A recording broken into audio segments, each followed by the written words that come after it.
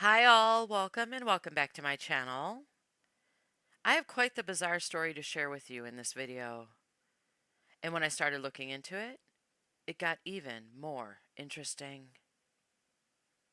It began with a hit-and-run crash on the 134 freeway in Los Angeles that turned into a manhunt and ended with best-selling author Jillian Lauren, whose real name is Jillian Schreiner, who is also the wife of the bassist in the rock band Weezer, Scott Schreiner, shot by LAPD and arrested for attempted murder.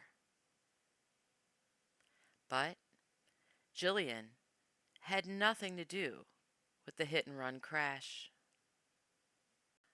On April 8th of 2025, police say there was a 3-car crash on the freeway in Eagle Rock in LA that caused the freeway to be shut down for hours.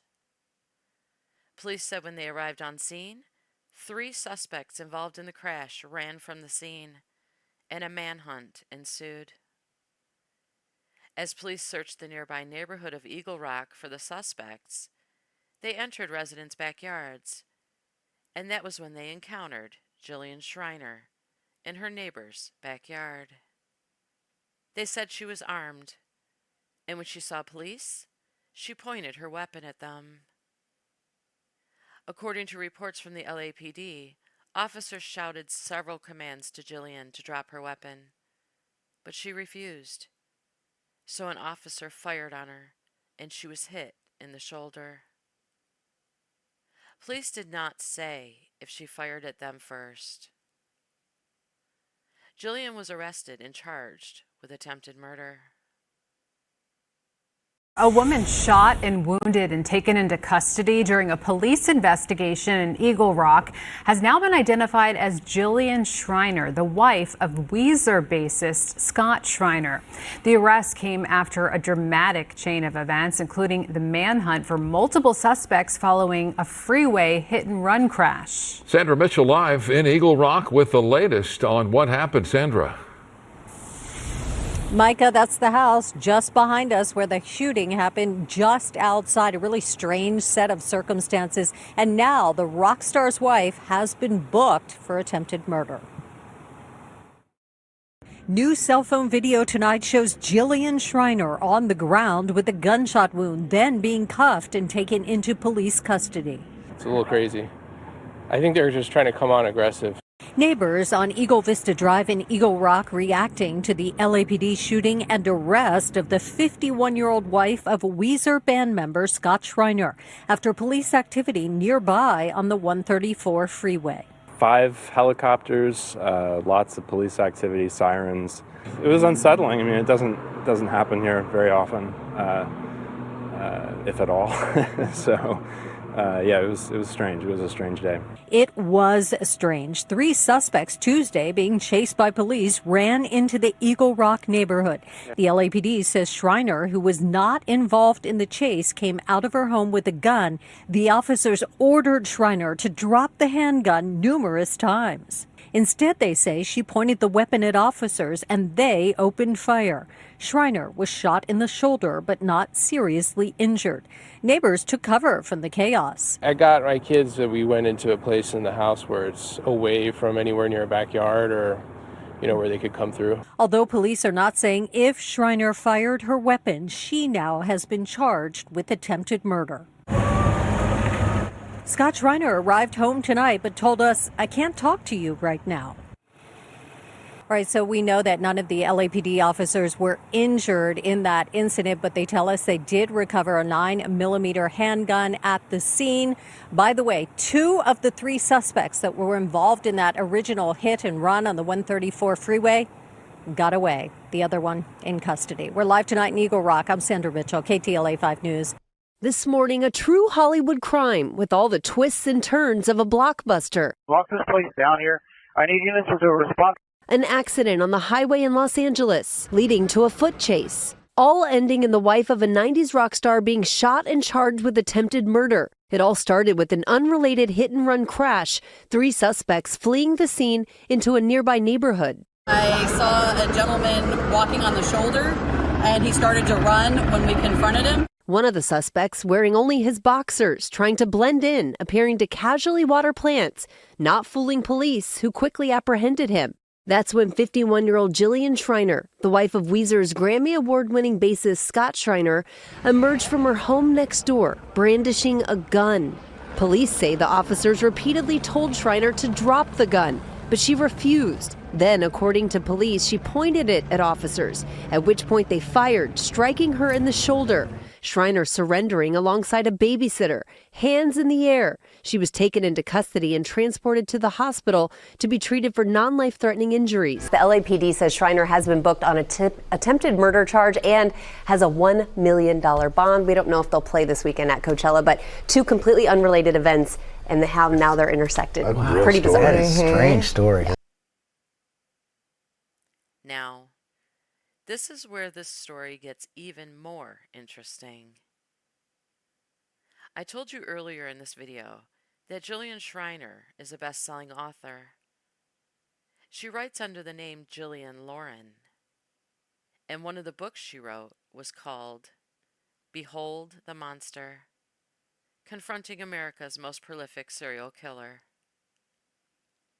On her website, JillianLauren.com, she said she wrote it after speaking with an LAPD homicide detective who told her about a man named Samuel Little, who was convicted in 2014 of unaliving 3 women back in the 80s, but who police believed had actually unalived over 90 women over the course of 4 decades.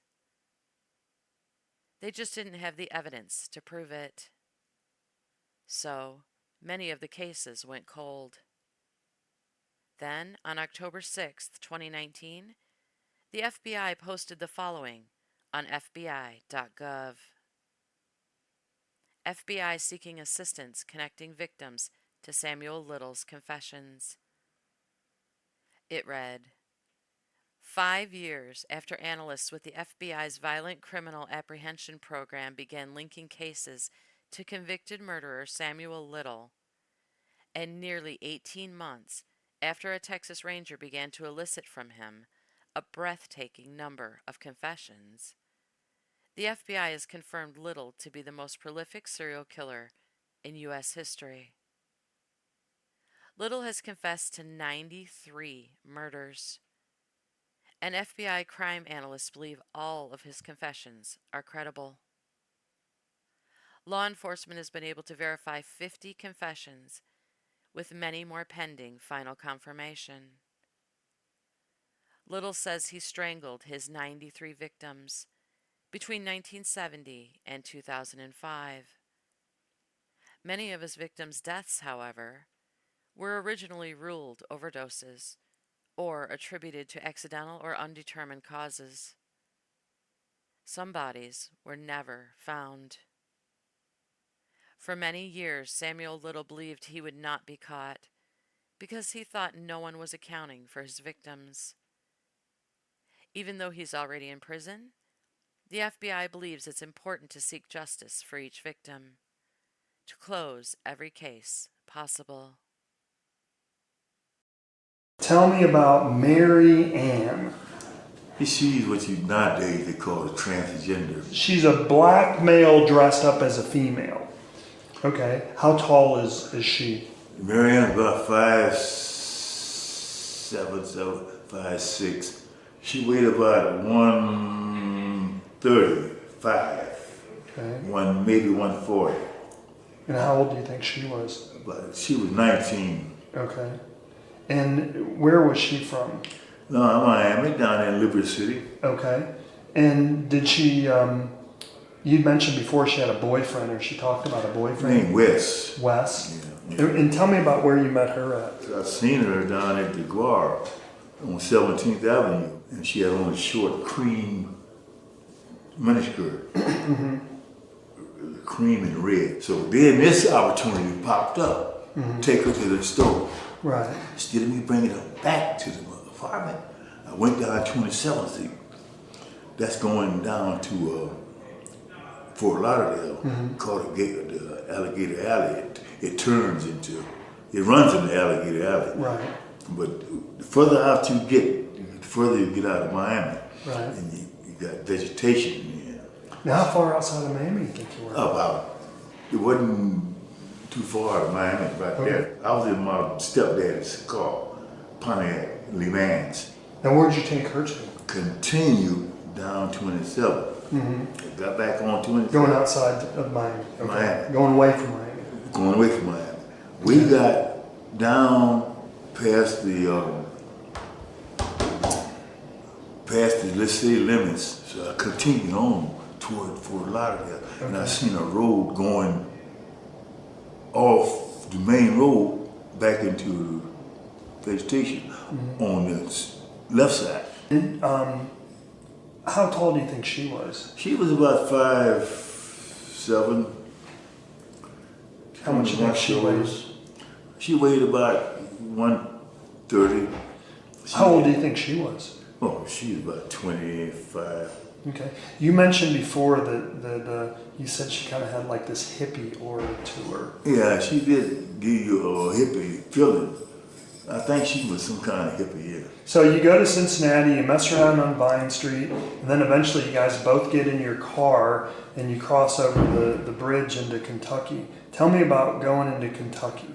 We got to Covington, and then we continued through Covington. And there was a park that they were having a festival there. And she heard the music and shit off of that band in there. And by her being a hippie type, she wanted to get to that. But the police came over and peeked in our car. We really wanted me to move out of there. So we, instead of going in there, I took her the other way. Right. Winding around, they got hills out in Kentucky, and the road winds around the hills.